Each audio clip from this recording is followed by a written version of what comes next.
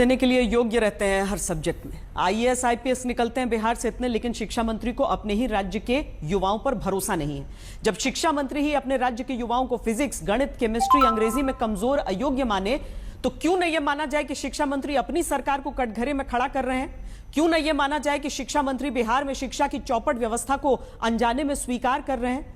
क्यों न यह माना जाए कि शिक्षा मंत्री चंद्रशेखर बिहार के मुख्यमंत्री नीतीश कुमार के 17 साल के राज्य में योग्य शिक्षक बनने लायक पढ़ाई न होने का ठप्पा लगा रहे हैं और दलील दे रहे हैं कि बिहार में योग्य बच्चे नहीं, इसीलिए बाहर के राज्यों से योग्य नौजवानों को टीचर बनाना चाहते हैं। जबकि अगर देखें कि क्या दूसरे राज्यों में भी अन्य राज्यों के लोगों को टीचर बनने की खुली छूट दी जाती है, तो पता चलता है कि उत्तर प्रदेश में दूसरे राज्यों के उन्हीं अभ्यर्थियों को मौका मिलता है जो कम से कम 5 साल से यूपी में रह रहे हैं। उत्तराखंड में समूह ग की भर्ती में वही हिस्सा ले सकते हो जिन्होंने 10वीं या 12वीं की डिग्री उत्तराखंड से हासिल की हो। झारखंड में प्राथमिक शिक्षक भर्ती में दूसरे राज्य के अभ्यर्थी शामिल नहीं हो सकते। गुजरात, अरुणाचल, असम, मेघालय में ग्रुप सी भर्ती में राज्य का स्थायी निवासी होना जरूरी है।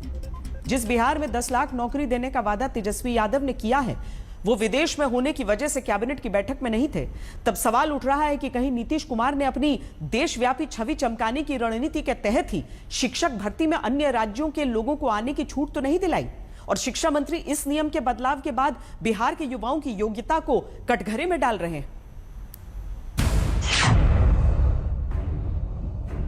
जिस बिहार से 10,000 से ज्यादा बच्चे हर साल औसत आईआईटी के इम्तिहान में सफलता से पास हो रहे हैं, देश की सबसे कठिन संघ लोक सेवा आयोग की तरफ से आईएएस आईपीएस चुनने वाली सिविल सर्विस परीक्षा में हर साल औसत जहां से 7 से 8% योग्य उम्मीदवार चयनित हो रहे हैं। 50 साल में जहां यूपी के बाद सबसे ज्यादा आईएएस देश को बिहार ने दिया, उत्तर प्रदेश में जहां 2,90,000 की आबादी पर एक योग्य व्यक्ति आईएएस बनता है, वहीं बिहार में प्रति 2,80,000 की आबादी पर ही एक योग्य बिहारी व्यक्ति आईएएस चुना जा रहा है।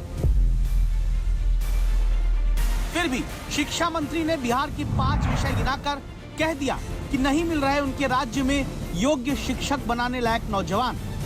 एक समस्या जरूर है सामने कि साइंस में, खास करके मैथ में, केमिस्ट्री में, फिजिक्स में, अंग्रेजी में इस तरह के कॉम्पिटेंट छात्र बहुत नहीं मिल पाते हैं, सीट खाली रह जाती है। सीट खाली ही रह जाएगी। आखिर कब तक बिहार में सरकारी टीचर बनने की हसरत लिए युवा संघर्ष करें? आज तक की तरफ से दस्तक देने वाली शिक्षा मंत्री को कुछ रिपोर्ट याद दिलाते हैं। 4 साल बाद भी भर्ती का नतीजा नहीं निकला था। तब फरवरी में इसी साल जूनियर इंजीनियर की नौकरी चाहने वाले लाठी बिहार में खाते रहे, क्योंकि समय से भर्ती परीक्षा करा के नियुक्ति देने वाली व्यवस्था अयोग्य है।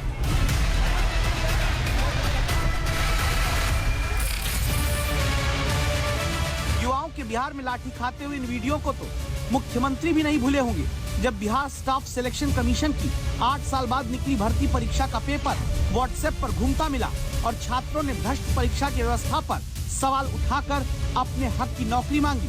क्या मिला था? लाठी मिली थी, क्योंकि नौकरी देने वाली व्यवस्था बिहार की अयोग्य है। बिहार लोक सेवा आयोग की संयुक्त प्रारंभिक परीक्षा का भी पर्चा पिछले साल आउट हो गया था। 6 लाख बेरोजगार इस परीक्षा में बैठे थे। मई के महीने में पेपर लीक होने की जानकारी सामने आते ही अफरा तफरी तब मच गई थी। अब बताइए कौन अयोग्य है? ईमानदारी से परीक्षा देने आए बेरोजगार युवा, या वो व्यवस्था अयोग्य है जो परीक्षा करा ही नहीं पाती? ये देखिए क्वेश्चन पेपर,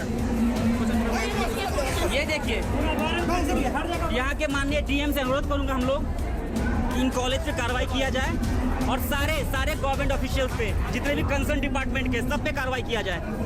बंदे 2 दिन से ट्रैवल करके कहां से आ रहे हैं। ऐसा समस्या नीतीश कुमार पैदा कर दिया है कि बिहार के शिक्षक अभ्यर्थी को बर्बाद कर दिया। डोमिसाइल नीति, रात सपना देखा पीएम बनने का और रात देख के सुबह आया कैबिनेट के बैठक लेके खत्म कर दिया। नीतीश कुमार जी, 72 घंटा काफी है आपके लिए। 72 घंटा के अंदर डोमिसाइल नीति वापस नहीं आई तो हम लोग सड़क पे उतर जाएंगे। और शिक्षा मंत्री होश में रहिए, अलबल बयान नहीं दीजिए। बिहार को अपमान कर रहे हैं कि बिहार में योग्य शिक्षक नहीं है।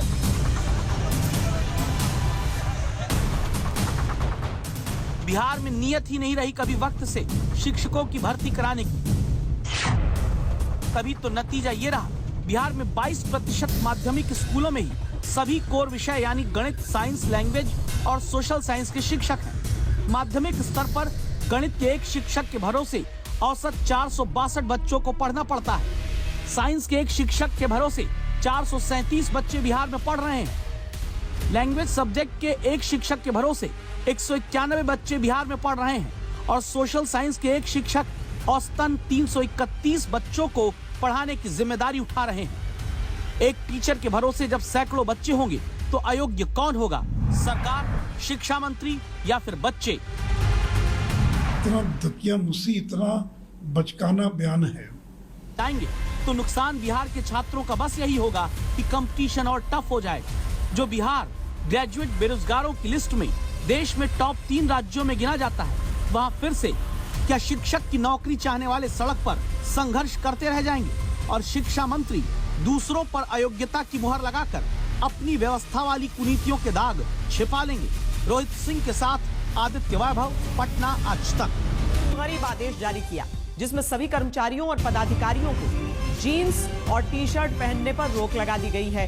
दलील है कि शिक्षा विभाग के कर्मचारी गरिमा के तहत ड्रेस पहनकर नहीं आ रहे हैं और इसीलिए उनके पहनावे को लेकर एक पूरा ड्रेस कोड जारी किया गया है।